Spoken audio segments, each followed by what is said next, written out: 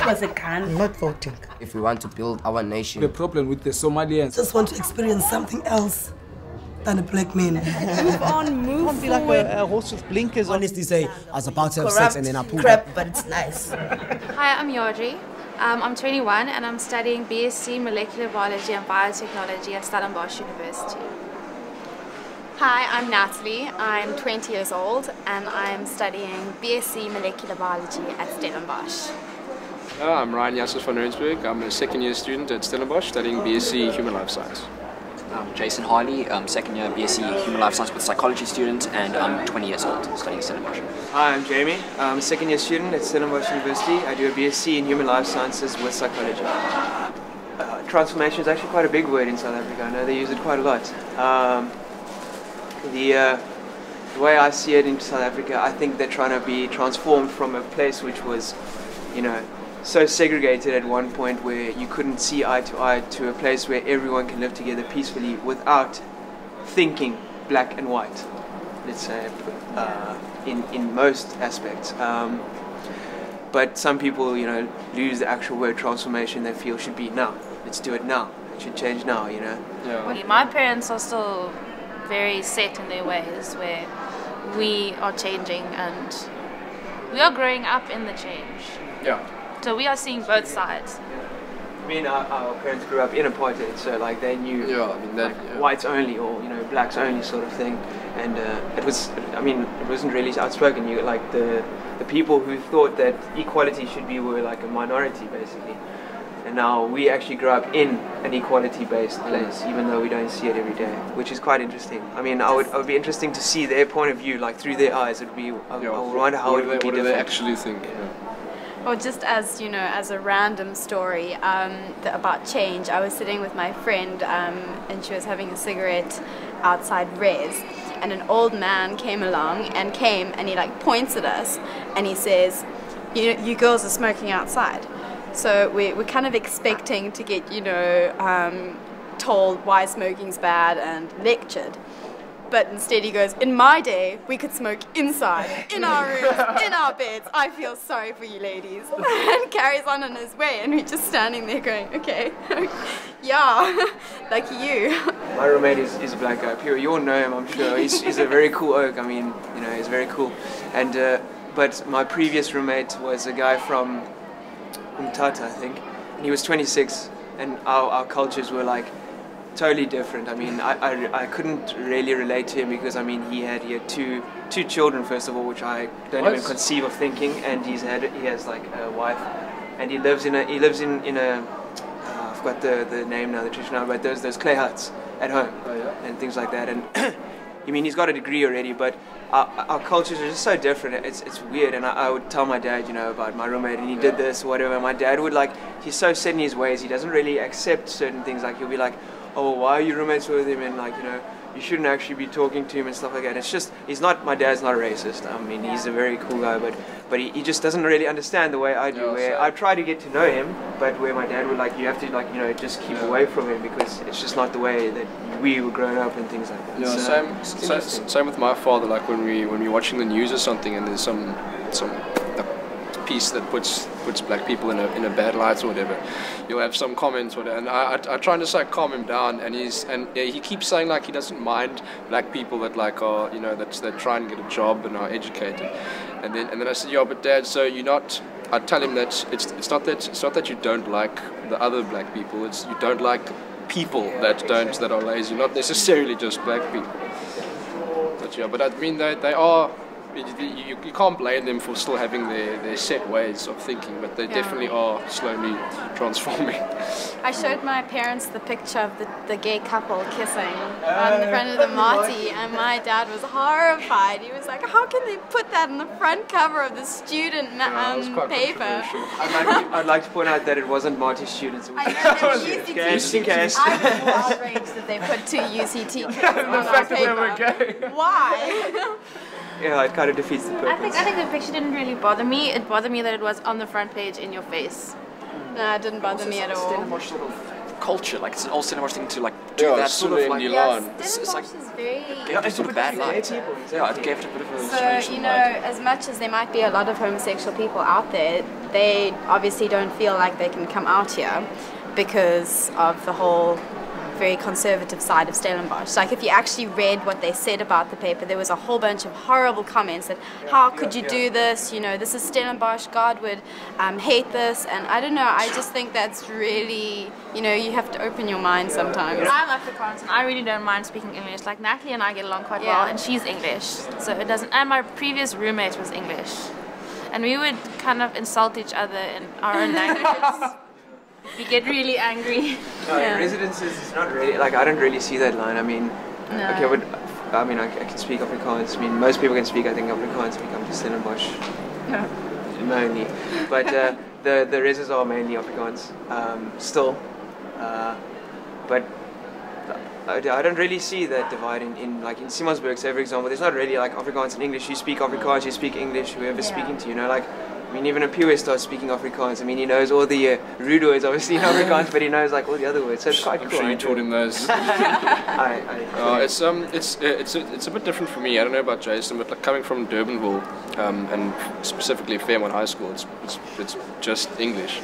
Like I don't really sort of converse with a lot of Afrikaans people. I don't really have. I mean, it's I don't do it intentionally. It just doesn't happen. And whenever I go out, I'm with my English friends. And also you find sometimes even like if you look at your like Simonsburg res, like that their place is terrace when they go out. Like everyone. Exactly. So like I don't know really if like this is an Afrikaans place specifically that people go to, but like it almost is divided when they go out a little bit. You can kind of see there's certain places where you go where you know like okay like Afrikaans girls go to there, like New Bar would be, you know, a place where I know like predominantly Afrikaans girls go, and then but like there's places where they're mixed, like Springboks and Tollies and stuff, it's just mixed. What we have a big problem with is ethics. People that don't understand what we're trying to do and label it with religion. Yeah, I don't know if you ever try to discuss something like, oh, so what do you study? To a person who's a very religious person, I study BSc in human life science. Oh, what's that? It's genetics, and I, you know. Oh, so you basically play God? No, not really, you know, sort of thing. And the looks sometimes you get is quite disconcerting, but that's the thing. People like to label things they don't understand, and I'm not saying, you know, people who are religious are. I think especially if you study at BSc, you have to be open-minded. I remember in our first year when we got that talk from that guy that does groen. That was very passionate about being an atheist. Yes, lots of the Christian people left. Like, this is rude, this is insulting. At the same time, like, didn't he go at evolution as well? He had a bit of his own like twisted sort of. He didn't believe the whole theory of the primordial soup. He said it was too diluted for it to even be conceivable. I think he proposed panspermia. Yeah. He said that the primordial soup was like having a tornado in a junkyard and making a Boeing or something like that. That's what he described it to. Yes, I remember that. I think that you can have very religious people that are open-minded. You know, my family is incredibly Catholic, and I went to a very, very Catholic school. And throughout my whole high school career, I disagreed with everything. I refused to get confirmed. I was like, I don't believe in this. And I must say, as I've come to varsity, I've become more in tune about what I believe and who I am than when I was actually busy learning religion and science at the same time. You know, now I can fully say that, you know, there is something behind what's happening. There is no chance that this is just by chance, and that, you know, there is something incredibly awesome out there, you know, just as my opinion. We don't like affirmative action, no matter what color you are. If you are better than I am, and you're going to be better suited to the job, you deserve whatever you get. But you've got to understand that they have been hindered like way back, you know, we've been given a lot more opportunities than the black people have because of apartheid. So at some level you've got to give them that upper step up, so where they can level us out. It's just the awkward thing is for our generation is that we're basically paying for something that we didn't do. You know what I mean? We're sort of not getting into varsities, not getting jobs, which is the reason behind it is fine, but sort of the previous generation that initiated the whole apartheid thing isn't really getting the effect of this affirmative action, which in turn makes us feel not so sweet about the whole The deal. next question is, when do they drop it? When is the wrongs being righted? When is it enough? Yeah. They say like What do they measure it by? affirmative action is an old sort of technique, and it's the new question is, when is it going to stop? I mean, nobody really knows and stuff like that. And as long as the government has it in place, I mean, it's obviously not going to stop and stuff. But there's a very fine line between giving disadvantaged people an advantage to even up the playing field as such, and to discriminating again. Yeah, like totally reverse. to just going back to what it originally was. So. Affirmative action actually, a lot of people are angered by it. You know, if you think about it, if you just have mentioned, people are like, and I mean, why should I have to like pay for mistakes, and why I got 98% in high school but I can't get into medicine because some guy got 68% and he deserves it more than I do because he was disadvantaged. And some people, like especially for us students, we don't really like feel the effect that much. But like for my two older sisters who are looking for jobs, it's really hardcore. Like if every ad is BEE. Like, okay, well, BE compliance. Yeah. Same with hiring people. You have to hire people that are underqualified and have like an issue with your work and stuff. Yeah, my father, is a doctor in his practice. They have to hire BEE sort of certified, and it's not working out for them. So, I mean, sure, the concept behind affirmative action is correct, but it's having detrimental effects in other cracks of. Yeah, so like when does it actually come to how good the business runs? Do you really want the best person for the job, or do you just want to make other people happy? You know, you actually want to make the most money from your business, whether it be a white person or a black person. I think most people are caught on the BEE because you get subsidized, which is a bargain from hiring a BEE person. But I think it's also quite unfair because I've got a few friends that study medicine, and my aunt is a doctor, and she said that the standards have been, with all courses, have been quite lowered. Which I don't know, is that still creating the best you can create? I can give you an example. One of our friends from school, in his matric year, his average was 68%. He's a black guy. And he took a gap year. He got his marks remarked, he stayed the same marks, so 68%. Our second in our year, she got, how much was it? Yeah, 85? 80 odd. 85, okay. She applied for medicine, she didn't make medicine. She was head girl. Yeah, this black friend of mine, he applied the next year with the same marks, everything, didn't do any community service, nothing, he got in. And you apply at which university? And then you've got to ask, who's going to make the better doctor, you know? It's not even like, it's just marveling like how much that quota system must be like sort of, you know, weighted in a scale. It's intense.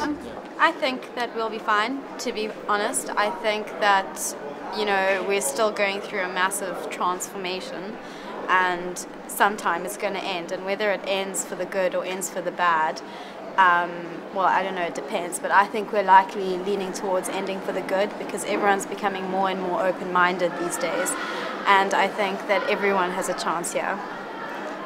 And yeah, everyone's opening their minds about, you know, black or white people, sciencey stuff, you know, things that we're busy learning about, and I think, I don't know, I'm just very excited about what could happen in the future.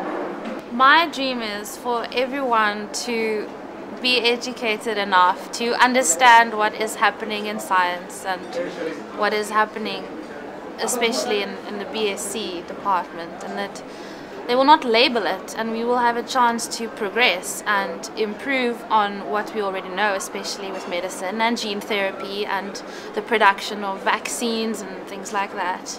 My dream, for people to become more open-minded, for people to accept the inevitable, and to accept things that they sometimes don't understand, and also to make the effort to learn to understand.